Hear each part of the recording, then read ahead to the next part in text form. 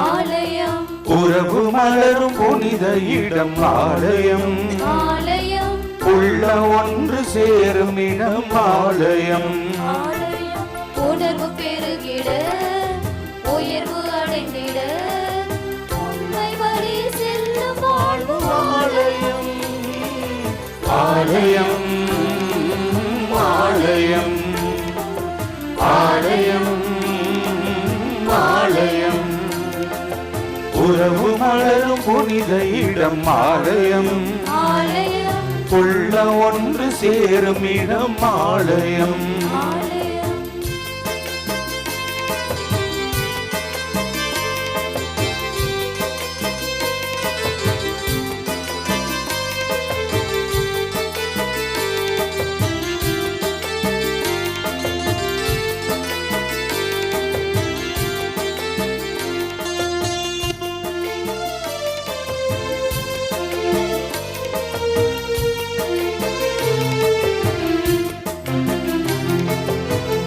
இயற்கை காத்திடும் மாந்தர் வாழிடம் ஆலயம், ஆலயம், பகிர்ந்து வாழ்ந்திடும் உயிர்கள் உறைவிடம் ஆலயம், ஆலயம், மனிதத்தை உயிரென மதித்திடும் உள்ளங்கள் மானுடர் வாழ்வுக்காய் தனை தரும் நெஞ்சங்கள் நம்பிக்கை செய்தி சொல்லும் நண்பர்கள் உண்மைக்காய் உயிரை இழக்கும் ஜீவன்கள் எல்லோரும் இறைவன் உரையும் ஆலயம், எல்லோரும் இறைவன் உரையும் ஆலயம், உறவு மலரும் புனித இடம் ஆலயம், ஆலயம், உள்ளம் ஒன்று சேரும் இடம் ஆலயம்.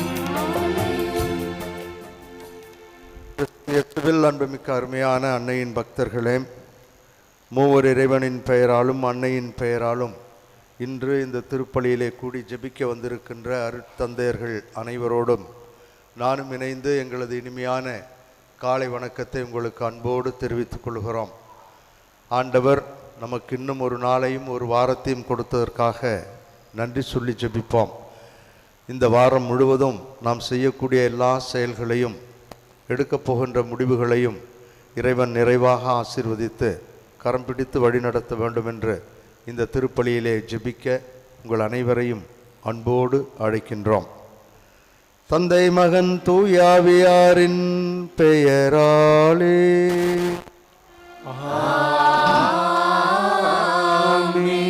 ஆண்டவர் உங்களோடு இருப்பாராக. ஓம் ஆன்மாவோடும் அன்னையின் அன்பு பக்தர்களே, இத்திருப்பலியானது ஆலயத்தில் கூடியிருக்கும் பக்தர்களின் கருத்துகளுக்காகவும் ஜெயா பிளஸ் தொலைக்காட்சி, திருத்தல இணையதளம் மற்றும் அனைத்து சமூக ஊடகங்களின் வழியாக பங்கெடுக்கும் பக்தர்களின் கருத்துகளுக்காகவும் இன்றைய நாளில் ஒளிபரப்பிற்கு உதவி செய்த நன்கொடையாளர்களின் குடும்ப கருத்துகளுக்காகவும் நேற்று திருப்பலி எழுதி வைத்தவர்களின் கருத்துகளுக்காகவும் ஒப்புக் கொடுக்கப்படுகிறது. மேலும் இந்த ஒளிபரப்பை காணுகின்ற அனைத்து அன்னையின் பக்தர்களையும் இறைவன் நிறைவாக ஆசீர்வதிக்கவும் இத்திருப்பலியில் மன்றாடுவோம். Dear devotees, this Mass is offered for all the faithful gathered here and those who are participating through Jaya Plus, Shrine Web TV, as well as other social media, and in a very special way for all the sponsors of this live telecast Mass, and those who wrote their Mass intentions yesterday, and all the devotees of Our Lady of Good Health, Velangani, who are watching the same. இறைவன் நமக்கு பலவிதமான கொடைகளையும் அருளையும் தந்திருக்கிறார் என்பது உண்மை. எது நமக்கு சௌரியமாக நல்லதாகப்படுகிறதோ, அதையெல்லாம் எளிதாகப்படுகிறதோ அதை அவருடைய முடிவின்படியே செய்ய நமக்கு தெரியும். ஆனால் சற்று சிரமமானதோ அவருடைய விருப்பத்தின்படி வாழ வேண்டும் என்று முடிவெடுக்கின்ற பொழுது தடுமாறி போகிறோம், வேண்டாம் என்கிறோம், தள்ளி போடுகிறோம். இறைவன் முடிவெடுத்து மகிழ்வோடும் நிறைவோடும் வாழ வேண்டும் என்று ஆசிக்கின்றார்.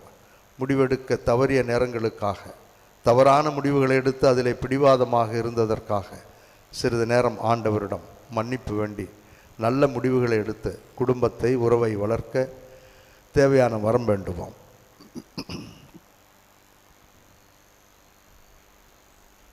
எல்லாம் வல்ல இறைவனிடமும் சகோதர சகோதரிகளே உங்களிடமும் நான் பாவியனை ஏற்றுக்கொள்கின்றேன். ஏனெனில் என் சிந்தனையாலும் சொல்லாலும் செயலாலும் கடமைகள் தவறியதாலும் பாவங்கள் பல செய்தேன். என் பாவமே என் பாவமே என் பெரும் பாவமே. ஆகையால் எப்பொழுதும் கன்னியான புனித மரியாவையும் வானதூதர் புனிதர் அனைவரையும் சகோதர சகோதரிகளே உங்களையும் நம் இறைவனாகிய ஆண்டவரிடம் எனக்காக வேண்டிக் கொள்ள மன்றாடுகின்றேன். எல்லாம் வல்ல இறைவன் நம்மீது இரக்கம் வைத்து நம் பாவங்களையும் குறைகளையும் பலவீனங்களையும் மன்னித்து நம் அனைவரையும் முடிவில்லாத நிலை வாழ்வுக்கு அழைத்துச் செல்வாராக. ஆமென்.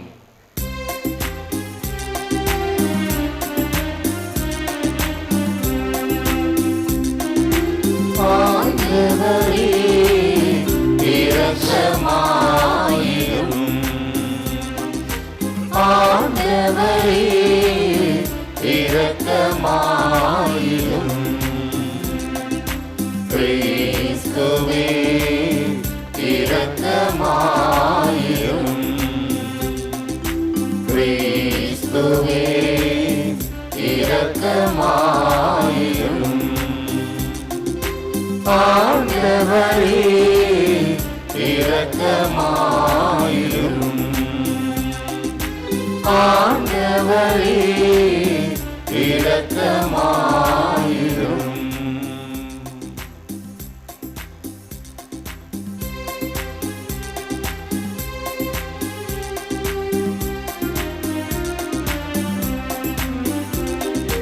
உன்னதங்களிலே கடவுளுக்கு ஆட்சி உண்டாகுக. உலகினிலே நன்மனத்தோர்க்கு அமைதியும் உண்டாகுக. புகழ்கின்றோம் யாவும் உம்மையே, வாழ்த்துகின்றோம் இறைவனே. உமக்கு ஆராதனை புரிந்து உம்மை மாட்சிப்படுத்துகின்றோம் யாம். உமது மேலான மாட்சியின் பொருட்டு உமக்கு நன்றி கூறுகின்றோம். ஆண்டவராகிய இறைவனே, இணையில்லாத விண்ணரசே, ஆற்றல் அனைத்தும் கொண்டு இறங்கும் வல்ல தந்தை இறைவனே, ஒரே மகனாக உதித்த ஆண்டவர் இயேசு கிறிஸ்து இறைவனே.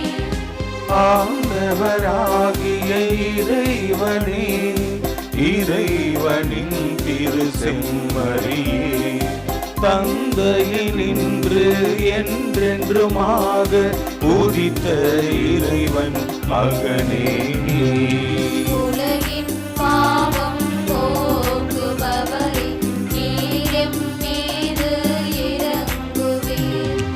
உலகின் பாவம் போக்குபவரே, எம் மன்றாட்டை ஏற்றருள்வீர். தந்தையின் வலப்பக்கம் வீற்றிருப்பவரை நீர் எம் மீது இறங்குவீர். ஏனெனில் இயேசு கிறிஸ்துவே, நீர் ஒருவரே தூயவர். நீர் ஒருவரே ஆண்டவர், நீர் ஒருவரே உன்னதர். தூய ஆவியாரோடு தந்தை இறைவனின் மாட்சியில் இருப்பவர் நீரே. ஆமென், ஆமென், ஆமென், ஆமென்.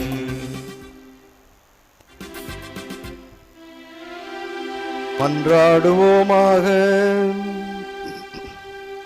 நம்பிக்கையாளரின் உள்ளங்களை ஒன்றிணைப்பவரான எங்கள் தாயும் தந்தையுமாகிய இறைவா, நீர் கற்றுத் தருவதை உம் மக்கள் அன்பு செய்யவும் நீர் வாக்களிப்பதை விரும்பவும் செய்தருளும்.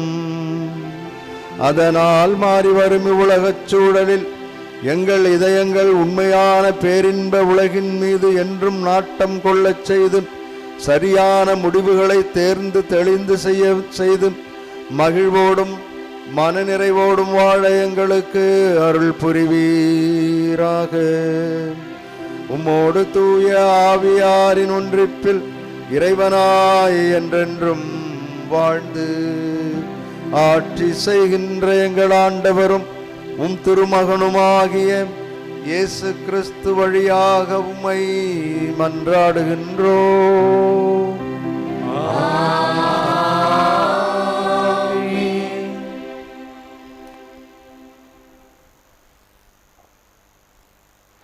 முதல் வாசகம். யோசுவா நூலிலிருந்து வாசகம். அந்நாட்களில் செக்கேமில் யோசுவா இஸ்ரவேலின் எல்லா குலங்களையும் ஒன்று கூட்டினார். இஸ்ரவேலின் முதியோர்களையும் தலைவர்களையும் நடுவர்களையும் அதிகாரிகளையும் அழைத்தார். அவர்கள் கடவுள் முன்னிலையில் ஒன்று கூடினர். யோசுவா எல்லா மக்களுக்கும் கூறியது, ஆண்டவருக்கு ஊழியம் புரிவது தீயது என்று உங்கள் பார்வைக்கு தோன்றினால், உங்கள் மூதாதையர் நதிக்கு அப்பால் பணிந்து வந்த தெய்வங்களுக்கோ, உங்கள் நாட்டில் உங்களுடன் வாழும் எமோரியரின் தெய்வங்களுக்கோ இவர்களுள் யாருக்கு ஊழியம் செய்வீர்கள் என்பதை நீங்களே இப்போது முடிவு செய்யுங்கள். ஆனால் நானும் என் வீட்டாரும் ஆண்டவருக்கே ஊழியம் செய்வோம். மக்கள் மறுமொழியாக, ஆண்டவரை கைவிட்டு வேற்று தெய்வங்களை வணங்குவது எங்களிடத்தே அறவே நிகழாதிருப்பதாக. ஏனெனில் எங்கள் கடவுளாகிய ஆண்டவர் எங்களையும் எங்கள் மூதாதையரையும் அடிமைத்தன வீடாகிய எகிப்து நாட்டிலிருந்து வெளியே கொண்டு வந்தார். எங்கள் கண்முன் இப்பெரிய அடையாளங்களை செய்தார்.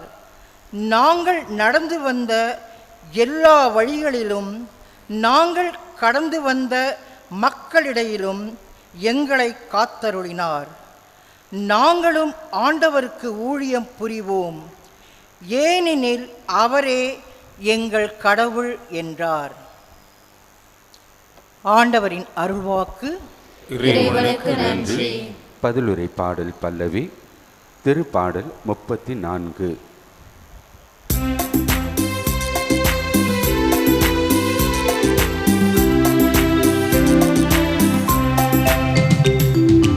ஆண்டவர் துணை இனியவர் என்று சுவைத்து பாருங்கள். ஆண்டவர் துணை இனியவர் என்று சுவைத்து பாருங்கள். ஆண்டவர் துணை இனியவர் என்று சுவைத்து பாருங்கள். ஆண்டவரை நான் எக்காலமும் போற்றுவேன். அவரது புகழ் எப்பொழுதும் என் நாவில் ஒலிக்கும். நான் ஆண்டவரை பற்றி பெருமையாக பேசுவேன். எளியோர் இதை கேட்டு அக்களிப்ப.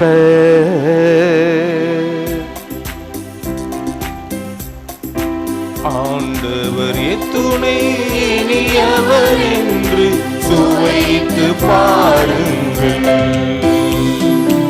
ஆண்டவர் துணை இனியவர் என்று சுவைத்து பாருங்கள். ஆண்டவர் கண்கள் நீதிமான்களை நோக்குகின்றன. அவர் செவிகள் அவர்களது மன்றாட்டை கேட்கின்றன. ஆண்டவரின் முகமோ தீமை செய்வோருக்கு எதிராக இருக்கின்றது. அவர் அவர்களின் நினைவை உலகில் அற்றுப்போக செய்வார்.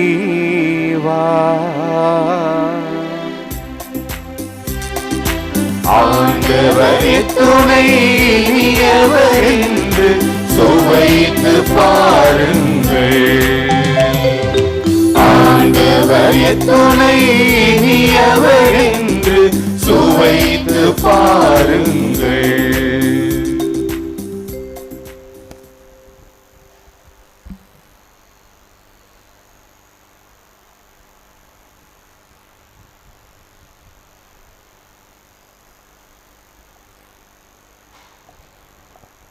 இரண்டாம் வாசகம். திருத்தூதர் பவுல் எபிசேருக்கு எழுதிய திருமுகத்திலிருந்து வாசகம். சகோதரர் சகோதரிகளே, கிறிஸ்துவுக்கு அஞ்சி ஒருவருக்கொருவர் பணிந்திருங்கள். திருமணமான பெண்களே, ஆண்டவருக்கு பணிந்திருப்பது போல உங்கள் கணவருக்கு நீங்கள் பணிந்திருங்கள். ஏனெனில் கிறிஸ்து திருச்சபைக்கு தலையாயிருப்பது போல கணவர் மனைவிக்கு தலையாயிருக்கிறார். கிறிஸ்துவே திருச்சபையாகிய உடலின் மீட்பர். திருச்சபை கிறிஸ்துவுக்கு பணிந்திருப்பது போல மனைவியரும் தங்கள் கணவருக்கு அனைத்திலும் பணிந்திருக்க வேண்டும். திருமணமான ஆண்களே, கிறிஸ்து திருச்சபை மீது அன்பு செலுத்தியது போல நீங்களும் உங்கள் மனைவியரிடம் அன்பு செலுத்துங்கள். ஏனெனில் கிறிஸ்து திருச்சபை மீது அன்பு செலுத்தி அதற்காக தம்மையே ஒப்புவித்தார். வார்த்தையாலும் நீரினாலும் அதனை கழுவி தூயதாக்குமாறு இவ்வாறு செய்தார். திருச்சபை கரைத்திரையோ வேறு எக்குறையோ இல்லாமல் தூய்மையும் மாசற்றதுமாய் மாட்சியுடன் தம்முன் விளங்குமாறு இப்படி செய்தார். அவ்வாறே கணவர்களும் மனைவியரை தம் சொந்த உடல் என கருதி அன்பு செலுத்த கடமைப்பட்டிருக்கிறார்கள். தம் மனைவியின் மீது அன்பு கொள்கிறவர் தம் மீதே அன்பு கொள்கிறவர் ஆவார். தம்முடைய உடலை எவரும் வெறுப்பதில்லை, அதை பேணி வளர்க்கிறார். அவ்வாறே கிறிஸ்துவும் திருச்சபையை பேணி வளர்த்து வருகிறார். ஏனெனில் நாம் அவரது உடலின் உறுப்புக்கள். இதனால் கணவர் தம் தாய் தந்தையை விட்டுவிட்டு தம் மனைவியுடன் ஒன்றித்திருப்பார். இருவரும் ஒரே உடலாய் இருப்பர் என மறைநூல் கூறுகிறது. இதில் அடங்கியுள்ள மறைப்பொருள் பெரிது. இது திருச்சபைக்கும் கிறிஸ்துக்கும் பொருந்துவதாக கொள்கிறேன். இது ஆண்டவர் வழங்கும் அருள்வாக்கு. இறைவனுக்கு நன்றி.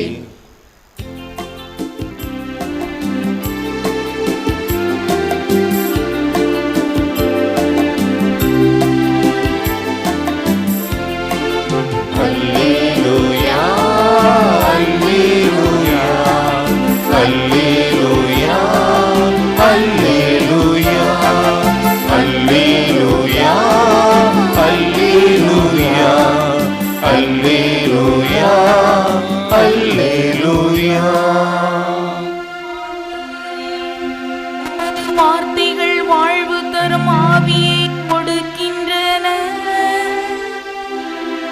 வாழ்வு அளிக்கும் வார்த்தைகள் தானே உள்ள.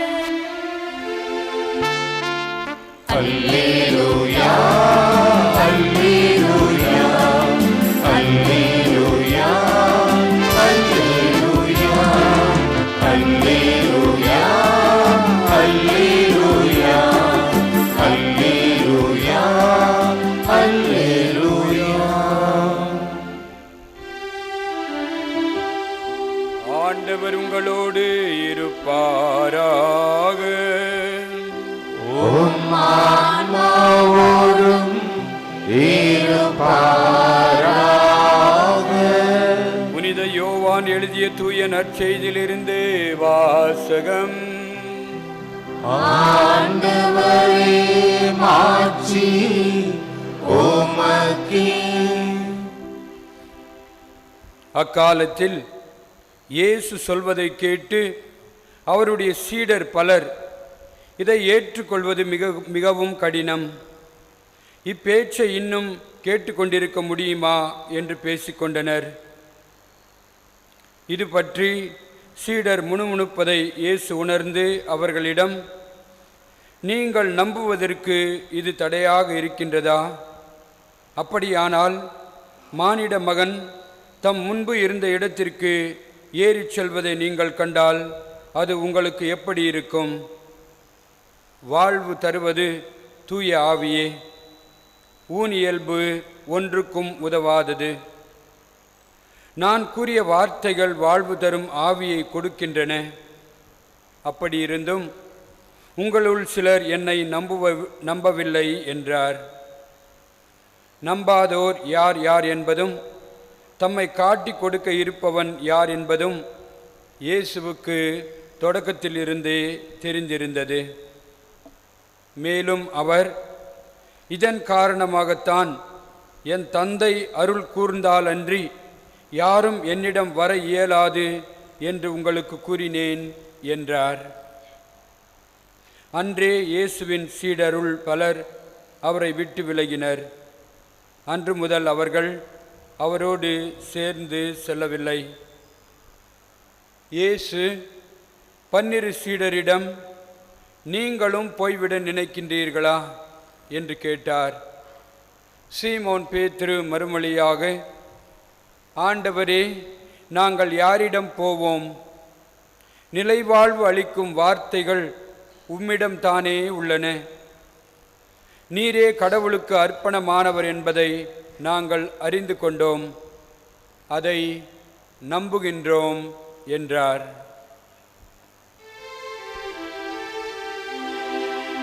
இது கிறிஸ்துவின் நற்செய்தி.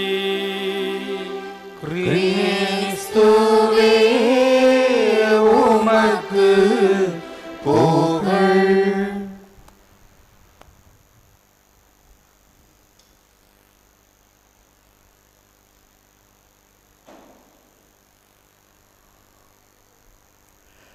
கிறிஸ்தியசுவில் அன்புமிக்க அருமையான அன்னையின் பக்தர்களே, இறைவனுடைய அருளால் அன்னையின் பரிந்துரையால் நாம் இன்னும் ஒரு வாரத்தில் காலடி எடுத்து வைத்திருக்கிறோம். பொதுக்காலம் 21வது ஞாயிறிலே இறைவன் நம்மை அழைத்து வந்திருக்கிறார். 3 வாசகங்களும் ஒரே ஒரு கருத்தைத்தான் மையப்படுத்தி நமது வாழ்வை செப்பனிட நம்மை அழைக்கின்றன. சரியான புரிதலும் முடிவெடுத்தலும் என்ற இந்த மையப்பொருளில் உங்களோடு இந்த மறையுரையை பகிர்ந்து கொள்வதில் மகிழ்ச்சி அடைகிறேன். கடந்த 4-5 வாரங்களாக இயேசு கிறிஸ்து உணவை பற்றியும் உணவு தருகின்ற எல்லாவற்றையும் சொல்லி, கடந்த வாரம் இந்த உணவு நற்கருணையாக தன் உடலாக தன் சதையாக இரத்தமாக மாறுகிறது என்று சொல்லி அவர்களுக்கு நற்கருணையை அறிமுகப்படுத்தியதை நாம் பார்த்தோம். இப்பொழுது அதை தொடர்ந்து வரக்கூடிய பகுதியை பார்க்கிறோம். இதோடு இந்த வாசகம், இந்த 6ஆம் அதிகாரம் முடிந்து விடுகிறது. முதல் வாசகத்தில் யோசுவா தன்னுடைய மக்களிடம் சொல்லுவதை பார்க்கிறோம். அவர்கள் பாலும் தேனும் பொழிகின்ற கானான் நாட்டிற்குள் சென்றவுடன் சிக்கேம் என்ற இடத்துல அவர்களுடைய போக்கு மிகவும் மாறிப்போயிருந்தது. கால் நனையாமல் தங்களை அழைத்து வந்த யாவே தெய்வத்தை மறந்தார்கள். தேவையானதையெல்லாம் போதுமான அளவிலே அவர்களுக்கு வழியெல்லாம் வனாந்தரத்தில் சொல்லித்தந்த செய்து தந்த அந்த இறைவனை மறந்தார்கள். உடன்படிக்கை செய்து உம்மை விட்டு விலக மாட்டோம் என்று சத்தியம் செய்தார்கள். ஆனால் சற்று நேரத்திலேயே அவர்கள் மாறி போனார்கள். ஆகவே அவர்களுடைய போக்கு மிகவும் மாறிப்போனது. வேறு தெய்வங்களை சென்று சந்திக்கிறார்கள். அவர்கள் அதில் ஈடுபாட்டோடு இருக்கிறார்கள் என்பதை அறிந்த யோசுவா அங்கே ஒரு புதிய 2ஆம் முறையாக உடன்படிக்கையை புதுப்பிப்பதை நாம் இன்றைய முதல் வாசகத்திலே பார்க்கிறோம். அவர் அவர்களிடம் தெளிவாக சொல்லுகிறார், நீங்கள் நதிக்கு அப்பால் இருந்த எகிப்திலிருந்து வருகின்ற வழியிலே கொண்டு வந்த அந்த தெய்வங்களை வணங்குவதென்றால் வணங்குங்கள். ஆனால் நானும் என் வீட்டாரும் என்ன நடந்தாலும் சரி ஆண்டவருக்கே ஊழியம் செய்வோம் என்று சரியான தெளிவான புரிதலோடு முடிவெடுக்கிறார். இவரது சரியான புரிதலும் தெளிவான முடிவும் மக்களுக்கு அச்சுறுத்தலாக இருக்கிறது. ஆகவே அவர்களும் நாங்களும் அந்த தெய்வத்தையே வணங்குவோம், வேறு தெய்வங்களை வணங்க மாட்டோம் என்று அவர்களும் அந்த சூழலை நன்கு புரிந்து கொண்டு தெளிவான முடிவெடுத்ததாக பார்க்கிறோம். இரண்டாம் வாசகத்திலும் அதே போன்றுதான் ஒரு சரியான புரிதலையும் தெளிவான முடிவையும் எடுப்பதை நாம் பார்க்கிறோம். தாறுமாறாக நடந்து கொண்டிருந்த திருமண வாழ்வு எப்படி வேண்டுமானாலும் இருக்கலாம், யார் யாரோடு வேண்டுமானாலும் வாழலாம், சேரலாம், அதற்கொன்றும் தடையில்லை என்ற ஒரு தவறான போக்கிலே வாழ்ந்து கொண்டிருந்த எபேசிய மக்களுக்கு புனித பவுலடியார் இப்படித்தான் வாழ வேண்டும், இவ்வாறு தான் இருக்க வேண்டும். அன்புக்கு முன்னுதாரணம் ஆண்டவர் இயேசு கிறிஸ்து. அவர் எப்படி இந்த திரு அவைக்காக தன்னையே இழந்து தன்னையே மரித்து தன்னுடைய இரத்தத்தால் கழுவி சுத்தப்படுத்தினாரோ, பற்றுறுதியோடு அந்த திரு அவைக்காக வாழுகிறாரோ, அதே போன்றுதான் நாம் ஒவ்வொருவரும் நம்முடைய குடும்பத்தில் கணவன் மனைவிக்காக, மனைவி கணவனுக்காக, குழந்தைகளுக்காக நாம் வாழ வேண்டும். இந்த பற்றுறுதி தான் இருக்க வேண்டும். இந்த பற்றுறுதி தான் சரியான புரிதலையும் தெளிவான முடிவையும் நமக்கு தரும் என்று வலியுறுத்தி சொல்லுகிறார். ஆகவே இந்த சரியான புரிதலும் சரியான முடிவெடுக்கின்ற ஒரு அரும் கொடையாக நாம் பார்க்கிறோம். இதைத்தான் 3வது வாசகத்திலே நற்செய்தியிலே ஆண்டவர் இன்னும் மிக தெளிவாக சொல்லுகிறார். அவர் அவர்களிடம் இறுதியாக இந்த 6ஆம் அதிகாரத்தின் இறுதியிலே நாம் இதை பார்க்கிறோம். அவர் அவர்களிடம் தனது உடலையும் தனது இரத்தத்தையும் வாழ்வு தரும் உணவாக பெற்றுக்கொள்ளாவிட்டால் வாழ முடியாது, பெற்றுக்கொள்ளுகிறவர்கள் வாழ்வார்கள் என்று உறுதியாக சொல்லுகிறார். இதை கேட்ட அவர்கள் சற்று தடுமாறி போகிறார்கள். அவர்கள் என்ன சொல்லுகிறார்கள்? இந்த நற்கருணையை, அவரது உடலை, இரத்தத்தை எப்படி பெற முடியும்? ஆகவே அவர்கள் முணுமுணுத்தார்கள், ஏற்றுக்கொள்ள தயங்கினார்கள், தடுமாறினார்கள், முடியாது என்றனர், மிக கடினமானது என்றார்கள், விட்டு பிரிந்தார்கள். இதை ஏற்றுக்கொள்ள முடியாது. அவர்கள் அந்த சூழலை புரிந்து கொள்ளவில்லை. சூழலை புரிந்திருந்தால் அவர் என்ன சொல்ல வருகிறார் என்பதனுடைய முடிவு தெளிவாக இருந்திருக்கும். அவசரப்பட்டார்கள், ஆத்திரப்பட்டார்கள், கோபப்பட்டார்கள். இவன் என்ன மடத்தனமாக பேசுகிறான், இவனுடைய உடலை யார் உண்பது, யார் இவருடைய இரத்தத்தை குடிப்பது என்று ஆவேசப்பட்டார்கள். இப்படிப்பட்ட சூழல் நம்முடைய குடும்பங்களில் இருக்கிறதா என்று சற்று யோசித்து பாருங்கள். எவ்வளவு அவசரமாக நாம் முடிவெடுக்கிறோம், எவ்வளவு கோபத்தோடு ஆத்திரத்தோடு நம்முடைய முடிவுகள் சூழலை புரிந்து கொள்ள முடியாத விதத்தில், புரிந்து கொள்ள ஆசைப்பட்டாலும் முடியாது என்ற வரட்டு கௌரவத்தில் நாம் எவ்வளவோ தாறுமாறான தவறான முடிவுகளை செய்கிறோம். நான் சொல்லாமலேயே உங்களுக்கு எல்லாம் புரியும். சாதாரணமாக யதார்த்தமாக சொல்லுகிறேன், யாரையும் குறை சொல்வது என்னுடைய பாணி அல்ல. குறை சொல்ல வேண்டும் என்பதற்காக இந்த மறைவுரையிலும் நான் உங்களை அதை பயன்படுத்த விரும்பவில்லை. யதார்த்தமாக யோசித்து பாருங்கள். இல்லறமாக இருக்கட்டும், துறவரமாக இருக்கட்டும், தனியறமாக இருக்கட்டும், தனியறத்தில் சற்று தனியாக இருக்கட்டும், ஆனால் இல்லறம் துறவரத்தில் நாம் என்ன சொல்லுகிறோம்? இல்லறத்தில் அதிகமாக என்னை பற்றி எதுனாலும் சொல்லுங்க, நான் கேட்டுக்கிறேன். எங்கள் வகைராவை பற்றியோ, எங்கள் அம்மாவை பற்றியோ, எங்கள் அப்பாவை பற்றியோ, என்னுடைய அண்ணன் தம்பிகளை பற்றியோ பேசுனீங்கன்னா கெட்ட கோபம் வரும். நான் என்ன செய்வேன்றதே எனக்கு தெரியாது. பேய் ஆட்டம் ஆடுவேன்னு பொம்பளை சொல்கிறாங்க, அதை விட பேய் ஆட்டம் ஆடுவேன் என்று அவரும் சொல்லுகிறார். ஆகவே குடும்பத்தில் யதார்த்தமாக சொல்லக்கூடிய சரியான சூழலை புரிந்து கொள்ள முடியாத அல்லது முடிந்தும் ஏற்றுக்கொள்ள முடியாது என்ற ஒரு சில வரட்டு கௌரவங்கள், சீரியல் சொல்லித் தருகின்ற பாடங்கள், இவைகளெல்லாம் நம்மை போட்டு அலைக்கழிக்கின்றன. ஆகவே முடிவெடுக்க தெரியாமல் சூழலை புரிந்து கொள்ள தவறுகிறோம், முடிவு தவறாக போகிறது. கல்யாணமாகி 2 வருஷத்துக்குள்ளே எல்லாத்தையும் கற்றுக்க முடியுமா? எல்லாரும் ஒருவரை புரிந்து கொள்ள முடியுமா? முடியாது. அதற்கென்று நேரங்கள் இருக்கிறது. சரியாக, மெதுவாக, சிறிதாக, படிப்படியாக நான் அவரை புரிந்து கொள்ள வேண்டும், அவர் என்னை புரிந்து கொள்ள வேண்டும், குடும்பத்தில் உள்ளவர்கள் ஏற்றுக்கொள்ள வேண்டும் என்று எவ்வளவோ வழிமுறைகள் இருக்கின்றன. எடுத்தடுப்பிலேயே நான் நினைத்தபடி நீ நடக்கவில்லை, வீட்டுக்கு போ, வச்சுக்க முடியாது, வேண்டாம் என்று சூழலை புரிந்து கொள்ள முடியாமல், வாழ்வை அறிந்து கொள்ள முடியாமல், வாழ்வில் எவ்வளவு இன்பங்கள் அதோடு கலந்த துன்பங்கள் எவ்வளவு இருக்கிறது என்பதை தெரிந்தும், அதான் பாயிண்ட், தெரிந்தும் தெரியாதவர்களைப் போல விரட்டுவதும், வேடிக்கை காட்டுவதும், அழ வைப்பதும், அங்கலாய்ப்புகளுக்குள் அவர்களை மன அழுத்தத்திற்குள் அழைத்து செல்வதும் வேடிக்கையாகவும் விளையாட்டாகவும் நமக்கு மாறிவிட்டது. சூழலை புரிந்து கொள்ள முடியவில்லை. சூழல் புரிந்து கொள்ள முடியாததால் முடிவுகள் தவறாக போகின்றன. இங்கேதான் ஆண்டவர் சூழலை புரிந்து கொண்டவர்களையும் சூழலை புரிந்து கொள்ளாதவர்களையும் இந்த பகுதியிலே சொல்லுகிறார். அவர் 2 சொல்லாடலை பயன்படுத்துகிறார். ஒரு சொல்லாடலை பயன்படுத்துகிறார், சீடர் என்றும் மற்றொருவரை பன்னிருவர் என்றும் சொல்லுகிறார். அதைத்தான் நான் அங்கே போட்டிருக்கிறேன். உணவு சீடரில், இயேசுவில் சீடரா பன்னிருவரா? பன்னிருவர் என்ற வார்த்தையை யோவான் 2 முறைதான் பயன்படுத்துகிறார். இங்கு ஒன்றும் தோமாவுடைய வரலாற்றில் ஒன்றும் பன்னிருவர் என்று சொல்லுவார். மற்ற இடங்களில் எல்லாம் அவர் சீடர்கள் சீடர்கள் என்று தான் சொல்வார். ஆனால் இங்கே அவர் பிரித்து காட்டுகிறார். சூழலை புரிந்தவர்கள் ஒருபுறம், சூழலை புரியாதவர்கள் ஒருபுறம். சூழலை புரிந்தவர்கள் யார்? சூழலை புரியாதவர்கள் தான் இந்த முணுமுணுக்கின்ற கேஸ், வேண்டாம் முடியாது என்று சொன்னவர்கள். ஆனால் இந்த சூழலை புரிந்து கொண்டவர்கள் தான் பன்னிருவர். அங்கேதான் நாம் வாசகத்தில் நீங்கள் கேட்டிருப்பீர்கள், சீடர்களோ போய்விடுகிறார்கள். அப்பொழுது அந்த சூழலை புரிந்தவர்கள், சூழல் என்ன சொல்லுகிறது, தெளிவான முடிவு எப்படி எடுக்க வேண்டும் என்பதை அறிந்த பேதுருவும் பன்னிருவரும். அருமையான சொல்லாடல். சீடர்கள் புரியாதவர்கள், இருளை நோக்கி செல்லுகிறவர்கள், இறப்பை நோக்கி செல்லுகின்றவர்கள். ஆனால் பன்னிருவர் என்று அவர் குறித்து காட்டுவது அவரோடு இருந்த திருத்தூதர்கள்.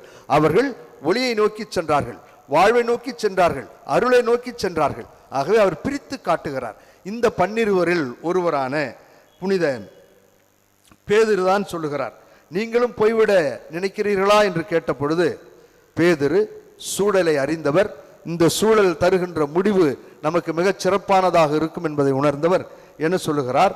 நாங்கள் பேதுரு மறுமொழியாக, ஆண்டவரே நாங்கள் யாரிடம் போவோம்? 1, நிலைவாழ்வு அளிக்கும் வார்த்தைகள் உம்மிடம் தானே இருக்கின்றன. 2, நீரே கடவுளுக்கு அர்ப்பணமானவர் என்பதை அறிந்திருக்கிறோம். 3, ஆகவே அறிந்து கொண்டோம், நம்பினோம்.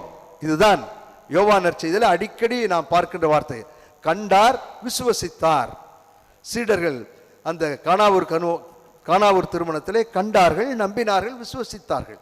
ஆகவே இங்கேயும் அதைத்தான் நாம் பார்க்கிறோம். ஒளியை நோக்கி, வாழ்வை நோக்கி, அருளை நோக்கி செல்லக்கூடிய எல்லோரும், நீங்களும் நானும் அப்படி செல்ல வேண்டும் என்றுதான் ஆண்டவர் இந்த சொல்லாடலை நமக்கு சொல்லுகிறார். நீங்கள் வெறும் சீடராக கேட்டதெல்லாம் கிடைக்க வேண்டும், நாள் கஷ்டமானது எதுனா ஓடி போயிடலாம் என்று நினைக்கின்றவர்களா?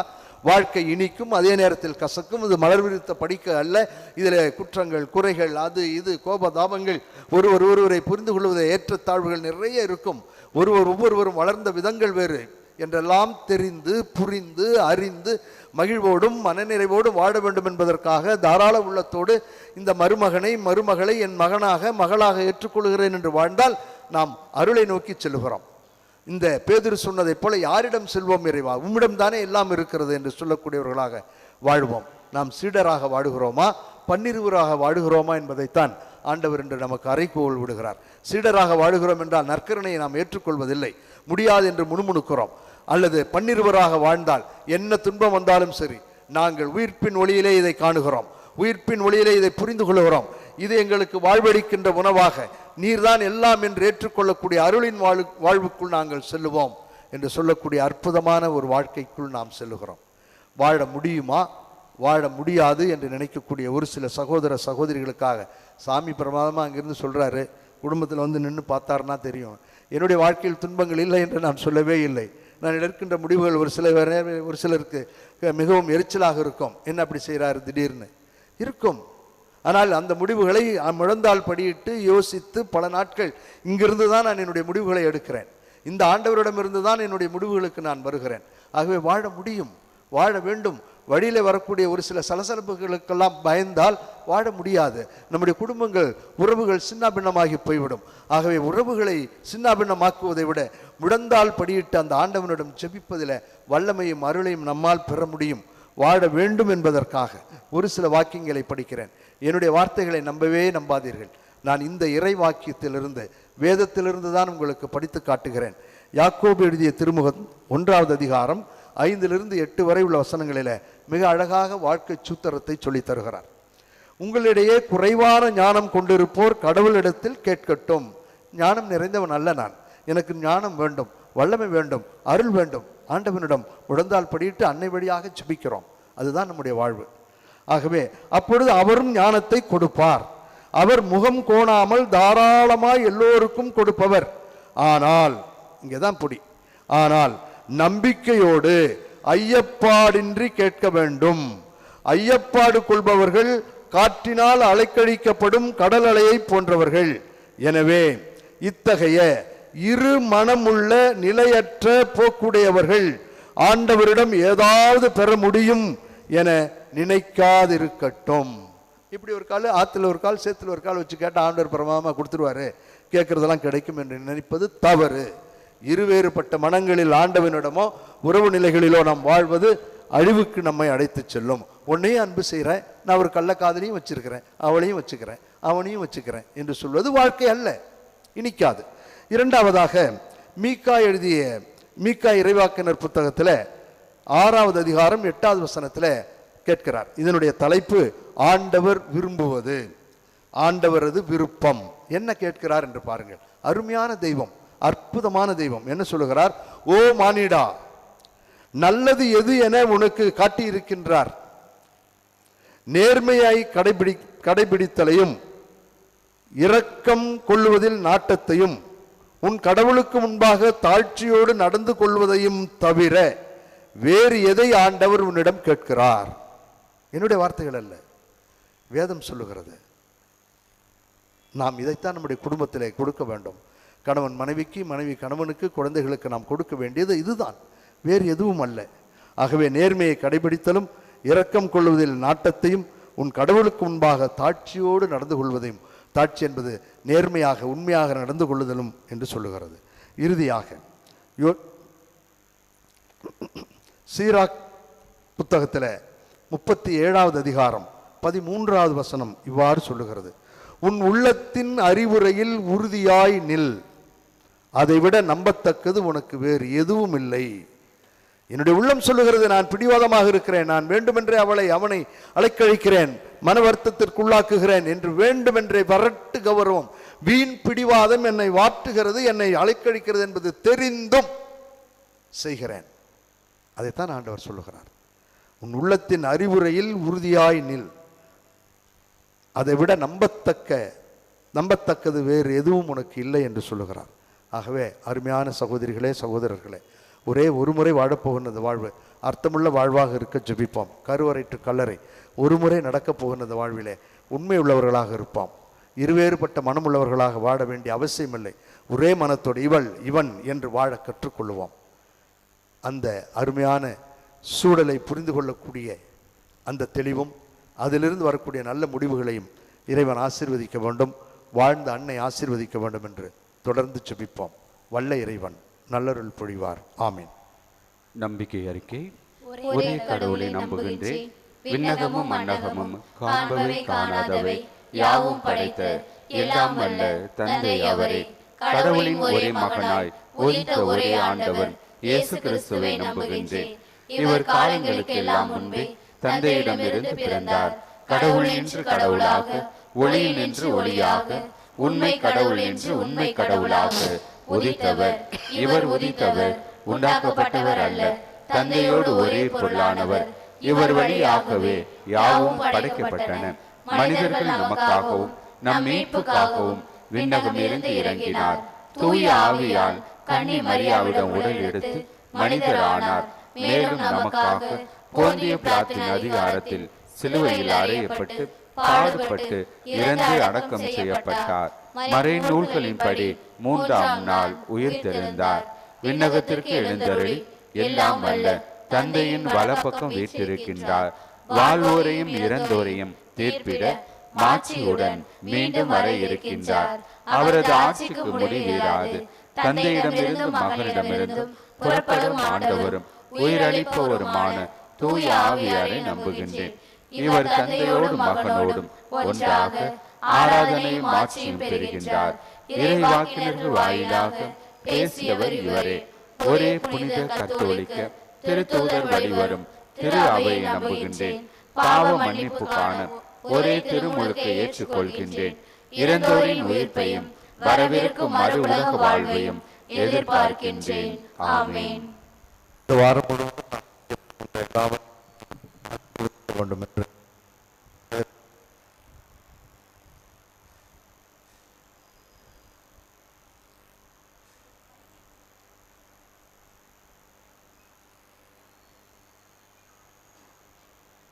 எங்கள் தாயும் தந்தையுமாகிய இறைவாம், நாங்கள் எங்களுடைய திருத்தந்தை, ஆயர்கள், குருக்கள் மற்றும் அருட்சகோதரிகள் அனைவரையும் நீர் ஆசீர்வதித்து வழிநடத்தி எங்களுடைய சூழல்களை புரிந்து சரியான முடிவெடுக்க ஆற்றல் தர வேண்டும் என்று ஆண்டவரே உம்மை மன்றாடுகின்றோம். ஆண்டவரே எங்கள் மன்றாட்டை கேட்டருளும். எங்கள் நாட்டுத் தலைவர்களும் எங்களது வாழ்க்கை சூழல்களை, இந்திய நாட்டின் சூழலை அறிந்து தக்க விதத்தில் தகுந்த முறையில் முடிவெடுத்த அனைவரையும் பாகுபாடின்றி வழிநடத்த வேண்டும் என்று ஆண்டவரே உம்மை மன்றாடுகின்றோம். ஆண்டவரே எங்கள் மன்றாட்டை கேட்டருளும். எங்கள் குடும்பங்களில் உறவை சீரழிக்கின்ற, சிதைக்கின்ற, முடிவெடுக்க தெரியாமல் தடுமாறுகின்ற சூழலையும், தவறான முடிவுகளை எடுக்கக்கூடிய சூழல்களையும் அகற்றி மகிழ்வோடும் நிறைவோடும் வாழக்கூடிய நல்ல ஞானத்தை தந்து வழிநடத்த வேண்டும் என்று ஆண்டவரே உம்மை மன்றாடுகின்றோம். ஆண்டவரே எங்கள் மன்றாட்டை கேட்டருளும். இந்த அன்னையினுடைய திருப்பீடத்திற்கும் திருத்தலத்திற்கும் வந்திருக்கின்ற பக்தர்கள் அனைவரையும் நிறைவாக ஆசீர்வதித்து அவர்கள் மனம் விரும்புகின்ற அனைத்தையும் தந்து மீண்டும் திரும்பிச் செல்லுகின்ற பொழுது புதியவர்களாக, புதிய இதயம் கொண்டவர்களாக, முடிவெடுக்கக்கூடிய திட மனது கொண்டவர்களாக வாழ அருள் தர வேண்டும் என்று ஆண்டவரே உம்மை மன்றாடுகின்றோம். ஆண்டவரே எங்கள் மன்றாட்டை கேட்டருளும். நம்ம ஒவ்வொருவரின் தனிப்பட்ட விண்ணப்பத்திற்காக சிறிது நேரம் மௌனமாக ஜெபிப்போம். இந்த வாரம் முழுவதும் இறைவன் நம்மை ஆசீர்வதிக்க வேண்டும். திருவிழா மிகச்சிறப்பாக கொடியேற்றத்தோடு நடைபெற வேண்டும் என்றும், நம்மிடம் ஜெபிக்க சொல்லி கேட்டுக்கொண்டவர்களுக்காகவும், உறவுகளிலே முடிவெடுக்க முடியாமல் தடுமாறக்கூடிய தம்பதியர்களை ஆசீர்வதிக்கும்படியாகவும், திருமணமாகி குழந்தை இல்லாமல் தடுமாறுகின்றவர்களையும், வரன் கிடைக்காமல் இருக்கின்ற இளைஞர்களுக்காகவும் இளம் பெண்களுக்காகவும் ஜெபிப்போம். இந்த மன்றாட்டுக்களை எல்லாம் நேற்றும் இன்றும் என்றும் மாறாதவராக இருந்து கரம் பிடித்து வழி நடத்துகின்ற நல்லாயன் இயேசு கிறிஸ்து வழியாக உம்மை மன்றாடுகின்றோம். ஆமென்.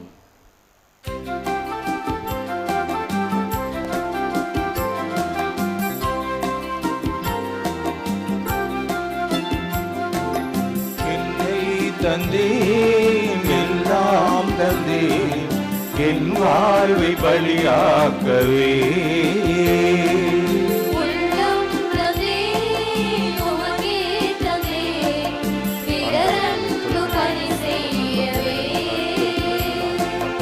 என் இயேசுவே என் தெய்வமே உம்மோடு உறவாடவே. என் இயேசுவே என் தெய்வமே உம்மோடு உறவாடவே. என்னை தந்தேன் எல்லாம் தந்தேன் என் வாழ்வை பலியாக்கவே.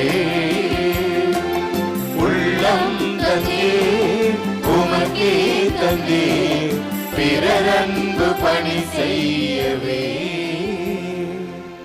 சகோதரிகளே, சகோதரர்களே, சூழலை புரிந்து சரியான முடிவெடுக்க வேண்டும் என்ற எண்ணத்தோடு நாம் ஒப்புக் கொடுக்கும் இத்திருப்பலி எல்லாம் வல்ல தந்தையாகிய இறைவனுக்கு ஏற்றதாகும்படி சேர்ந்து ஜெபிப்போம். ஆண்டவர் தமது பெயரின் புகழ்ச்சிக்காகவும் ஆட்சிக்காகவும் நமது நன்மைக்காகவும் புனித திரு அவை அனைத்து நலனுக்காகவும் உமது கையில் என்று இப்பலியை ஏற்றுக்கொள்வாராக. அருள் பொழியும் எங்கள் தாயும் தந்தையுமாகிய இறைவா, ஒருமுறை ஒப்புக் கொடுக்கப்பட்ட ஒரே பலியினால் உமக்கென மக்களை சொந்தமாக்கிக் கொள்ள நீர் திருவுளமானி உமது திரு அவையின் ஒற்றுமை, அமைதி ஆகிய கொடைகளை எங்களுக்கு கனிவுடன் அருள்வீராக. எங்கள் ஆண்டவராகிய கிறிஸ்து வழியாக உம்மை மன்றாடுகின்றோம்.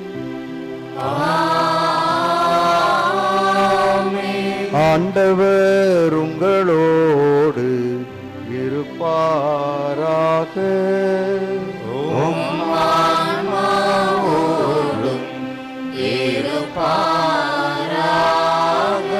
இதயங்களை மேலே எழுப்புங்கள். ஆண்டவரிடம் எழுப்பியுள்ளோம். இறைவனாகிய ஆண்டவருக்கு நன்றி பாடுவோம். அது தகுதியும் நீதியும் ஆனதே. தூயவரான எங்கள் தாயும் தந்தையுமாகிய இறைவா, என்னாலும் எவ்விடத்திலும் சிறப்பாக வாரத்தின் முதல் நாளாகிய இன்று அன்னையினுடைய திருத்தலத்திலிருந்து நாங்கள் உமக்கு நன்றி செலுத்துவது மெய்யாகவே தகுதியும் எங்களுக்கு மகிழ்வும் நிறைவும் தருகின்ற செயலுமாகும். ஏனெனில் கிறிஸ்து பிறந்து முன்னைய பாவ நிலையிலிருந்து மனிதரை புதுப்பித்தார். பாடுபட்டு எங்கள் பாவங்களை அழித்தார்.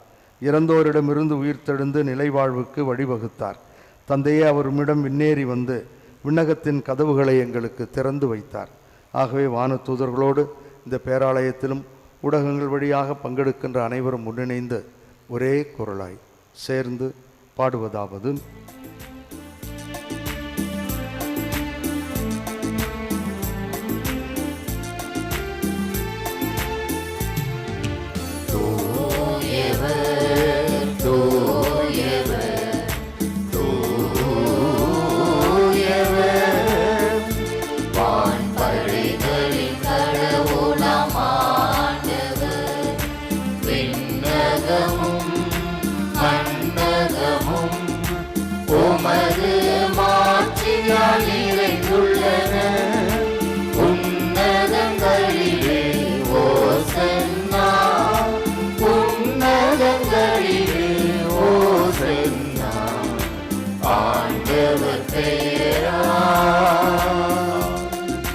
வருகிறவர் ஆசி பெற்றவர் உன்னதங்களிலே ஓசன்னா, உன்னதங்களிலே ஓசன்னா.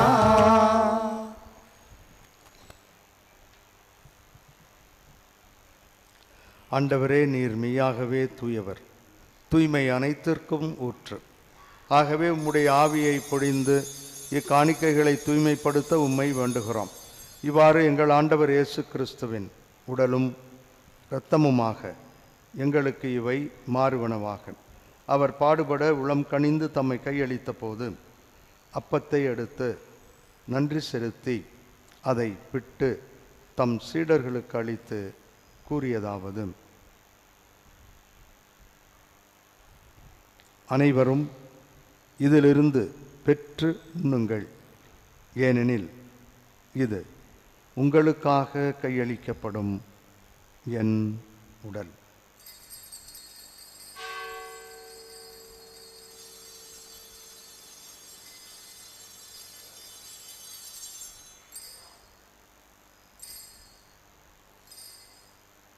அவ்வண்ணமே இரவு விருந்தை அருந்திய பின் கிண்ணத்தையும் எடுத்து மீண்டும் உமக்கு நன்றி கூறி தம் சீடர்களுக்கு அளித்து அவர் கூறியதாவது: அனைவரும் இதிலிருந்து பெற்று பருகுங்கள், ஏனெனில் இது புதிய நிலையான உடன்படிக்கைக்கு உரிய என் இரத்தத்தின் கிண்ணம். இது பாவ மன்னிப்புக்கு என்று உங்களுக்காகவும் பலருக்காகவும் சிந்தப்படும். இதை என் நினைவாகச் செய்யுங்கள்.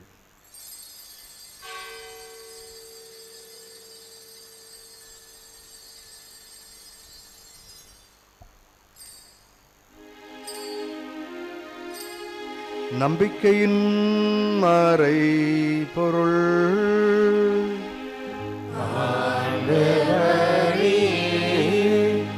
நீர் வருமளவும் உமது இறப்பினை அறிக்கையிடுகின்றோம், உமது உயிர்ப்பினையும் எடுத்துரைக்கின்றோம். ஆகவே ஆண்டவரே, நாங்கள் கிறிஸ்துவின் இறப்பினையும் உயிர்ப்பினையும் நினைவு கூர்ந்து வாழ்வு தரும் அப்பத்தையும் மீட்பளிக்கும் கிண்ணத்தையும் உமக்கு ஒப்புக் கொடுக்கின்றோம். உம் திருமுன் நின்று ஊழியம் புரிய தகுந்தவர்களென தகுதியில்லாத எங்கள் அனைவரையும் ஏற்றுக்கொண்டீர். எனவே உமக்கு நன்றி செலுத்துகின்றோம். மேலும் கிறிஸ்துவின் உடலிலும் இரத்தத்திலும் பங்கு கொள்ளும் எங்கள் அனைவரையும் தூய ஆவியார் ஒன்று சேர்க்க வேண்டுமென உம்மை தாழ்மையுடன் மன்றாடுகின்றோம். ஆண்டவரே, உலகெங்கும் பரவியிருக்கும் உமது திரு அவையை நினைவு கூர்ந்தருளும். எங்கள் திருத்தந்தை பிரான்சிஸ், எங்கள் ஆயர் சகாராஜ், எல்லா திருநிலையினர் ஆகிய அனைவரோடும் உமது திரு அவையை அன்பின் நிறைவை பெறச் செய்தருளும்.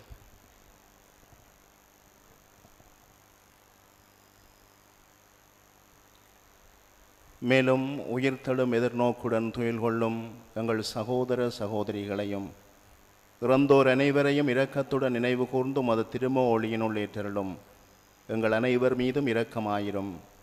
கடவுளின் கன்னித்தாயான புனித மரியா, அவருடைய கணவரான புனித யோசேப்பு, புனித திருத்தூதர்கள், இவ்வுலகில் உமக்கோந்துள்ளாயிருந்தோர் ஆகிய புனிதர் அனைவருடனும் நாங்கள் நிலைவாழ்வில் பங்கு கொள்ளும் தகுதி பெற்று உம் திருமகன் இயேசு கிறிஸ்து வழியாக உம்மை புகழ்ந்தேற்றும் பெறமரள உம்மை மன்றாடுகின்றோம்.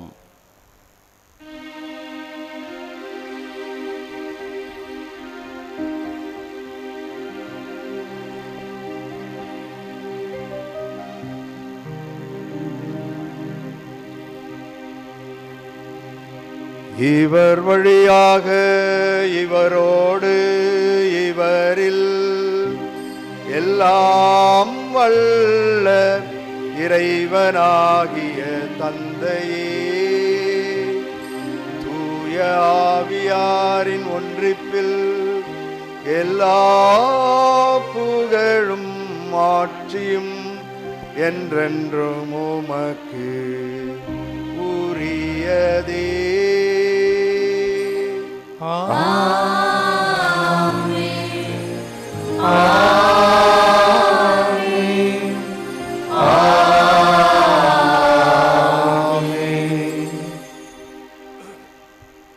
இறைவன் நம்மையும் நம் குடும்பங்களையும் சரியான புரிதலிலும் நல்ல முடிவுகளிலும் ஆசீர்வதிக்க வேண்டும் என்று சேர்ந்து ஜெபிப்போம்.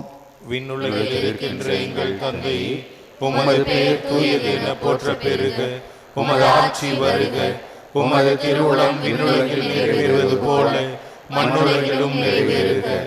எங்கள் அன்றாட உணவை இன்று எங்களுக்கு தாரும். எங்களுக்கு எதிராக குற்றம் செய்வோரை நாங்கள் மன்னிப்பது போல எங்கள் குற்றங்களை மன்னியும். எங்களை சோதனைக்கு உட்படுத்தாதேயும், தீமையிலிருந்து எங்களை விடுவித்தருளும். ஆண்டவரே, தீமைகள் அனைத்திலுமிருந்து எங்கள் அனைவரையும் விடுவித்து எங்கள் வாழ்நாளில் அமைதியை கனிவுடன் அருள உம்மை மன்றாடுகிறோம். உமது இரக்கத்தின் உதவியால் நாங்கள் பாவத்திலிருந்தும் பாவச் சூழல்களிலுமிருந்து விடுதலை பெற்று யாதொரு தேவையற்ற கலக்கமும் இன்றி நலமாக இருப்போமாக. நாங்கள் எதிர்நோக்கி இருக்கும் பேரின்பத்திற்காகவும் எம் மீட்பராகிய இயேசு கிறிஸ்துவின் வருகைக்காகவும் காத்திருக்கின்றோம். ஆண்டவரே இயேசு கிறிஸ்துவே, அமைதியை உங்களுக்கு விட்டுச் செல்கிறேன், என் அமைதியையே உங்களுக்கு அளிக்கிறேன் என்று உம் திருத்தூதர்களுக்கு மொழிந்தீரேன். எங்கள் பாவங்களையும் குறைகளையும் பலவீனங்களையும் பாராமல் உமது திரு அவையின் நம்பிக்கையை கண்ணோக்கி உமது திருவுளத்திற்கு ஏற்ப அதற்கு அமைதியையும் சரியான தெளிவான சூழலையும் முடிவெடுக்கின்ற திறமைகளையும் தந்து எங்களையும் எங்கள் குடும்பங்களையும் குழந்தைகளையும் ஆசீர்வதிப்பீராக. என்றென்றும் வாழ்ந்து ஆட்சி செய்கின்றவர் நீரே. ஆண்டவருடைய அமைதி உங்களோடு என்றும் இருப்பதாக.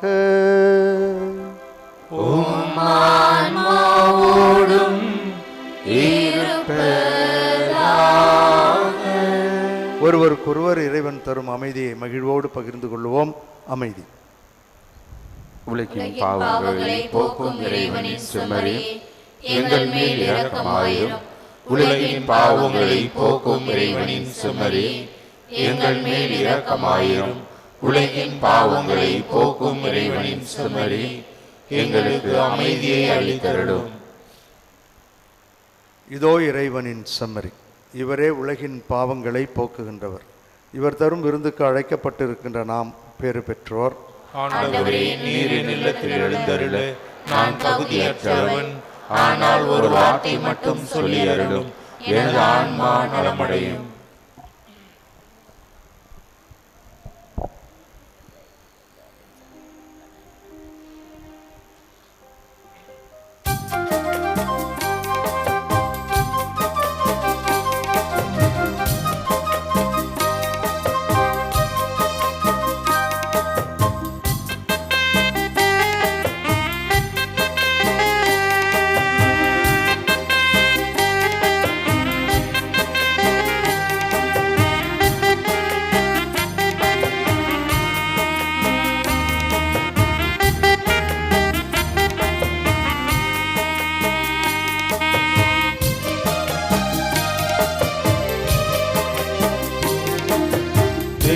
தரிசனம் தேடும் மனம் தினம் தேவன் வரவிலே ஜீவன் உருகிடும்.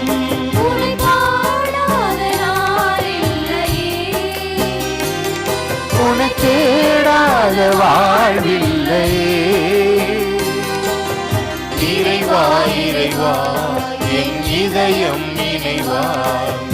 இறைவா இறைவா என் இதயம் நினைவாய்.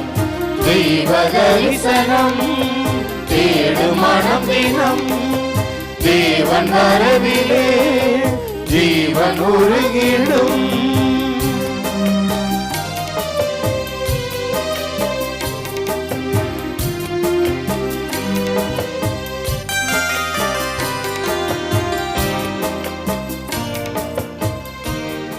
நன்றியோடு மன்றாடுவோமாக. எங்கள் குடும்பங்களை ஆசீர்வதிக்கும் எங்கள் தாயும் தந்தையுமாகிய இறைவா, உமது இரக்கத்தின் விருந்து எங்களுக்கு முழுமையான நலம் தரும் மருந்தாய் செயல்பட உம்மை வேண்டுகின்றோம். அதனால் நாங்கள் உமது இரக்கத்தில் முழுமையாக நினைத்திருந்து அனைத்திலும் உமக்கு உகந்தவர்களாக இருக்க தகுதி பெற்று மகிழ்வோடும் நிறைவோடும் வாழ அருள் புரிவீராக. எங்கள் ஆண்டவராகிய கிறிஸ்து வழியாக உம்மை மன்றாடுகின்றோம். ஆண்டு பெருவிழா அறிவிப்பு. கிறிஸ்து இயேசுவுக்குள் அருமையான சகோதரிகளே சகோதரர்களே, 2024 ஆண்டு வேளாங்கண்ணி திருத்தல பேராலயத்தின் புனித ஆரோக்கிய அன்னை ஆண்டு பெருவிழா சிறப்பு அறிக்கை. புனித கன்னிமரியா பிறப்பு விழா மற்றும் வேலைநகர் புனித ஆரோக்கிய அன்னையின் ஆண்டு பெருவிழாவிற்கு தொடக்கமாக இம்மாதம் 29ஆம் தேதி வியாழக்கிழமை மாலை 5:45 மணிக்கு திருக்கொடி பவனி கடற்கரை சாலையை சுற்றி வந்த பிறகு மாலை 6:45 மணிக்கு திக்கெல்லாம் குளிர நோக்குவோர் மனம் குளிர பெரும் புகழ் பாடும் பேராலய மணிகள் இன்னிசை முழங்க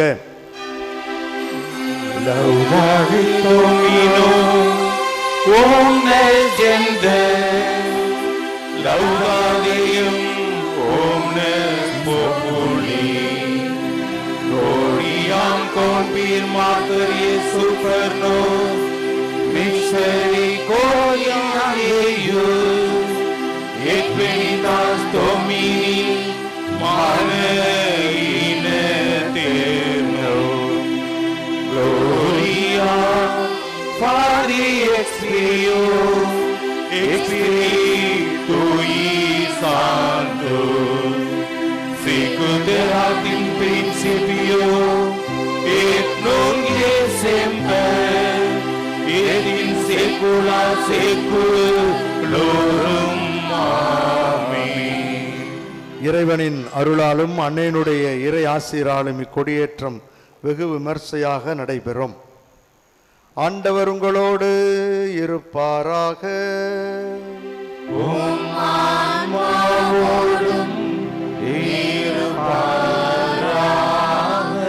புனித ஆரோக்கிய அன்னையின் ஆசீர் பெற மன்றாடுவோம். ஆற்றலும் அன்புமிக்க இயேசுவை கையிலேந்தி காலமெல்லாம் கடலோரம் காத்திருக்கும் புனித ஆரோக்கிய அன்னையே, இப்பேராலயத்தில் கூடியிருக்கும் பக்தர்கள் மற்றும் இணையதளம் சமூக ஊடகங்கள் வழியாக பங்கேற்கும் அனைவரையும் ஆசீர்வதியும். இவர்களின் மனம் சோர்ந்து போகும்போது பால்கார பாலகனின் பால் குடத்தை பொங்க செய்தது போல இவர்களின் மனங்களையும் மகிழ்ச்சியால் பொங்கவையும். இவர்கள் தோல்வியால் துவண்டு போகும்போது நடக்க இயலாத சிறுவனை நடக்க வைத்ததைப் போல இவர்களையும் எழுந்து நடக்கவையும். இவர்கள் துன்பக்கடலில் தத்தளித்து தடுமாறும் போது போர்ச்சுகீசிய மாலுமிகளை கரை சேர்த்ததைப் போல இவர்களையும் கரை சேர்த்தருளும். வரம் பெற்றுத்தரும் புனித ஆரோக்கிய அன்னையின் ஆசீர் உங்களோடு என்றும் தங்குவதாக. May Jesus touch you and heal you through the loving hands of his dear mother, Our Lady of Velanganni. எல்லாம் வல்ல இறைவன் தந்தை மகன் தூயாவியார் நம்மீது இறங்கி சரியான புரிதலை தந்து முடிவெடுப்பதில் சிறப்பாக வாழ அருள் புரிவாராக.